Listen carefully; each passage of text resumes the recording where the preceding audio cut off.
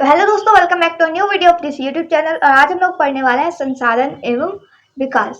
तो इसके पहले तो हम लोग बहुविकल्पीय पढ़ेंगे, उसके बाद में थोड़े से संसाधन के बारे में समझेंगे। तो सबसे पहला क्वेश्चन है, पंजाब में भूमि निम्नीकरण का मुख्य कारण क्या है? इसका कारण है अधिक सिंचाई। उसके बाद में है, किस राज्य में काली मिट्टी पाई जाती है? इसका आंसर है गुजरात। ठीक, उसके बाद है, चाय की खेती के लिए उपयुक्त तो मिट्टी कौन सी होती है? तो लेटराइट मिट्टी होती है। उसके बाद किस राज्य में सीढ़ीदार खेती की जाती है?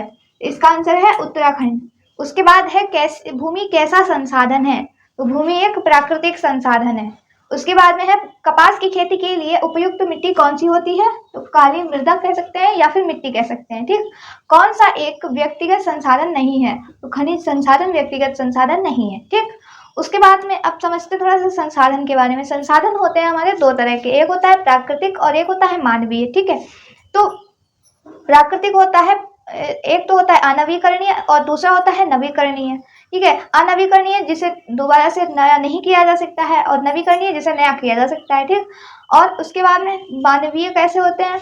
जैसे कि संरचनाएं एवं संस्थाएं हो गई, मात्रा एवं गुणवत्ता हो गई, इस तरह से।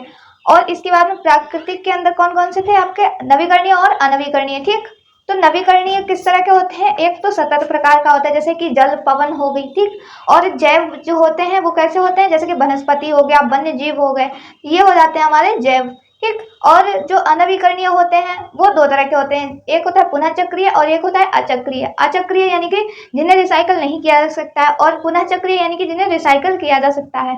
तो रिसाइकल के अंदर कौन कौन से आते हैं? पुनः चक्रीय यानी कि फिर से बना, मतलब उनको फिर से सही कर सकते हैं, जैसे कि धातु हो गई तो वो हो गई हमारी पुनः चक्रीय। और अचक्रीय मतलब कि जिन्हें फिर से सही नहीं किया जा सकता है, जैसे कि जीवाश्म ईंधन हो गया।